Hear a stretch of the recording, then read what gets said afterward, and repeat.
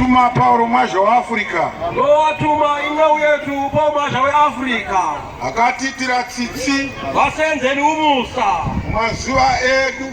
Kunamalanga wetu. Munguwa yedu. Nalesikhathi sethu. Akatinzwira ngoni. Basenzeni umusa. Nodarika muzvarirwa womunhu. Ezidlula ukuzalwa komuntu. Wakatitira chinhu chikuru chinotyisa. Into enkulu emangalisayo. Nguva yokurarama kwedu. Lesikhathi sokuphila kwethu. Kuti pasi rino rakarangarirwa. Lo mhlaba watabangelwa. Kupfuura panguva dzakare. Ukudlula isikhathi sokuqala. Denga kukaita rangano. Amazulu ahlala phansi. Denga kukagarwa dare. Ezulwini kwahlala indaba. Jehovha Mwari aona kutambudzika kwavanhu vake. Jehova uNkulunkulu wabona kuhlupheka kwabantu bakhe. Aona kushungurudzwa kwavaitwa naSatani vari panyika. Ukuhluphekesa abakwenza ngoSatani wasemhlabeni. Vachibatiswa mabasa vakanga vasingadi. Imisebenzi bengayithandi. Nokuitiswa zvavakanga vasina kusikirwa. Lokhu bangazange bakudalelwe khona. Kudenga kukanzwa shungu. Mazulu abantu bacabanga kakhulu. Dare rikagarwa kudenga. Ezulwini kwahlala phansi. Zvikanzi ndiani kwatingatuma panyika. Ndiani kwaangatendera pasi panyika. Kuti anorwira vanhu. Kuti anosunungura vanhu. Kuti anotsikinura vanhu. Vadzoserwe kwatiri. Afrika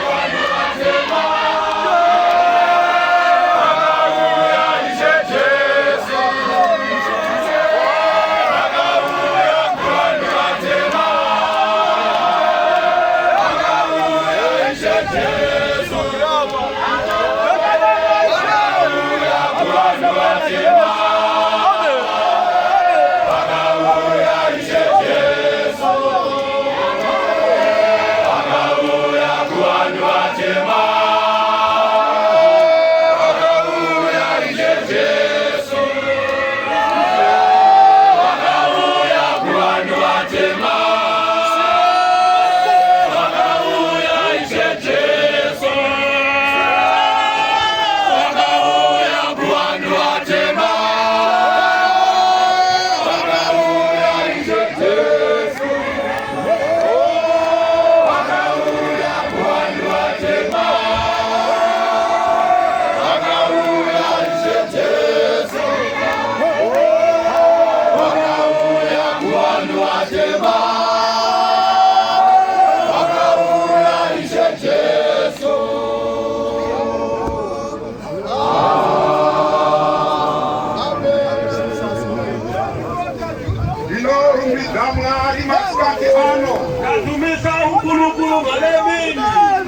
kurangarira nokufunga kwangu kucabanga nokucabangisisa kwami tichiri kunyika yeZimbabwe tiselizweni laseZimbabwe kufunga kwangu ukucabanga kwami nomukutarisisa kwangu nokubheka kwami ndakaona zvakanyanya kuomera vanhu vari kunzvimbo ino ngabona kucindezekela kakhulu kubantu baselizweni leli ndakaona zvakaoma zvakanyanya ngabona abantu basekunzimeni kakhulu kuti kusvika kwamashoko amweya mutsvene ukuthi ukufika kwamazwi wengcwele kunalelizwe amaziro andinoita nzvimbo ino nenyika ino nolwazi engilwazina mayelana nalelizwe mukufunga kwangu ukucabanga kwami ndina kumbenge ndine tarisiro yokuti ndichawana kuine munhu kana mumwe zvake akagadzira mashoko omutumwa angizange nginombono ukuthi sizothola kunabantu bayamukele amazwi othunywayo omusa 28 February 2020 omutaka 28 February 2020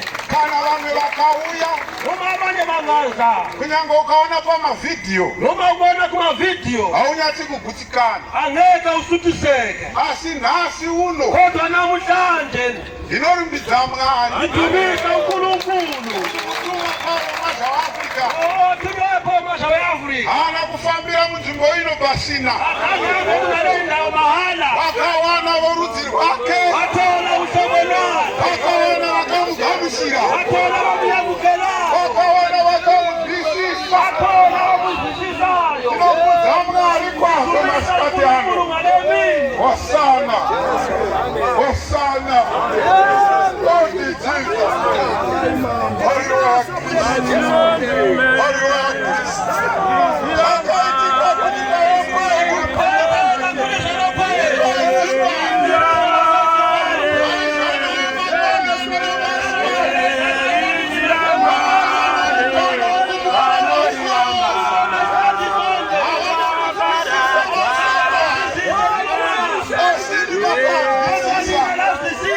Jehova Mwari ngakutwe uJehova uNkulunkulu makadunyiswe akatuwako uruma zvaafrika ukulwathina kwamasha weAfrika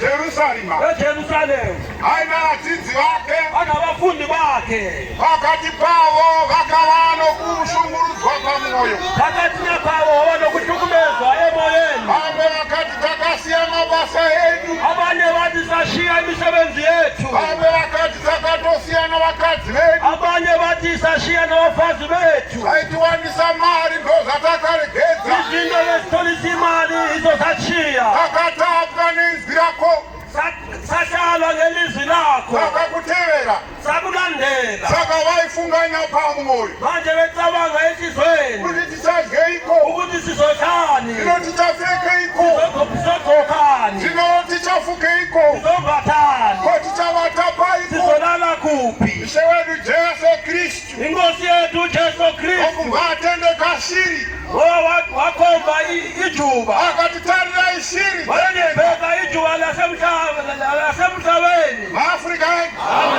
hadzicheki azibheki hadzirimi azilimi asi baba venyu vari kudenga kodwa ubaba wenu wasezulwini vanodzipa zvokudya vasinikeza into zokudla maafrika edu ndava nokunzwisisa mastadiano mupretoria sendinokuzwisisa ngale Pretoria sitele indawo yakapafura nguva yakawandisa engadlula isikhathi esiningi kakhulu zvichifamba namabhazi munzvimbo iyo ihamba ngamabhazi kunale indawo hatina kumboera takaona zvatiri kuona nhasi uno asiboneloke sikubona namhlanje afrika yedu ndazwa kutaura kwokudenga kwanga kuri pana ngizwa ukukhuluma kwasezulwini wekulana vachipupura vanga vachipupura pano befakaza kade befakaza lana vachipupurira kuti mwari ari pakati pedu befakaza kuti unkulunkulu pakati nekwenu najesu kristu Jesu Kristu mwanakomana wake mutsvene indodana yake engcwele uye nomutumwa wake seiparomasha waafrika vakataura mabasa makuru arikuitwa namasikulu havo unkulunkulu empilweni yabo kunyanya pana amai vapedzisira kakhulu kumama wokugcina lo maafrika edu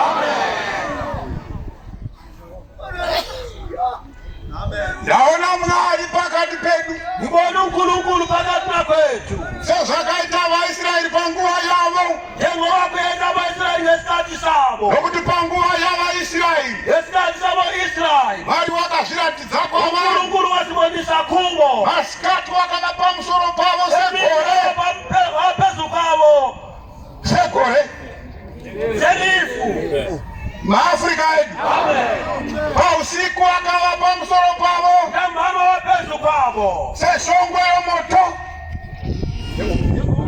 njengomlilo kupupurira kuti ari pakati pavanhu vake ukufakaza kuti uphakathi kwabantu bakhe nokuti kana vanhu vamwari vakaungana ngoba ma abantu bankulunkulu babuthene mwari anozviratidza kwavari unkulunkulu usibonisa kubo kuti varege kugadzika ukuthi bangatandabuzi nokuti jehovha ngoba ujehova panenge paungana vanhu vake kuzoba kubuthane abantu bakhe anogadzira platform ulungisa iplatform yokusunungurwa kwavanenge vaine matambudziko yokukhululwa kwabantu abanenkinga yokuporeswa kwavanenge vachirwara yokusindisa kwabantu abagulayo yokuganhurwa kwamatambudziko ukukandulwa kwabantu abahluphekileyo yokubviswa kwemweya yakaipa ishwa kwemeya yomuntu yokusunungurwa kwavanakomana yokukhululwa kwamadodana yokurwirwa kwavanasikana kwamadodakazi yokushandurwa kweupenyu yokuchinja kwempilo afrika yedu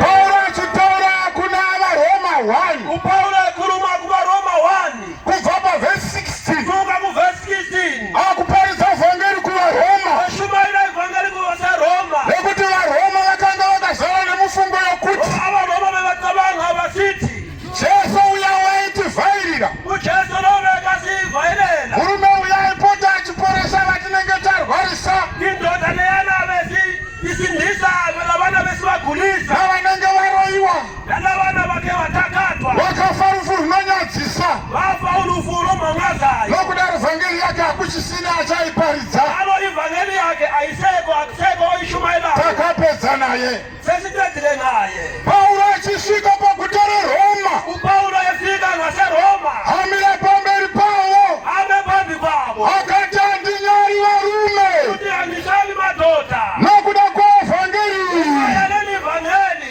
nokuti isimba ramwari ayamandla kankulunkulu rokuporesa vanenani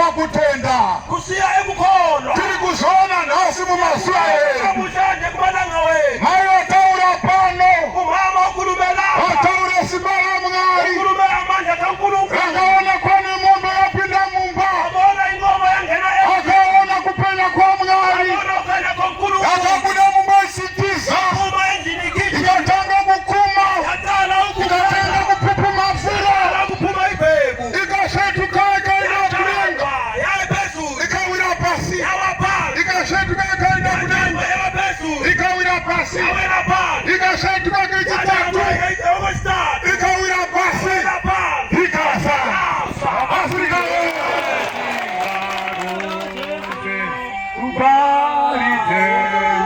Afrika kana wakazi vaimbaka tinopa vakazi kuti vaimba abafasi sebatulile sinikeza abafasi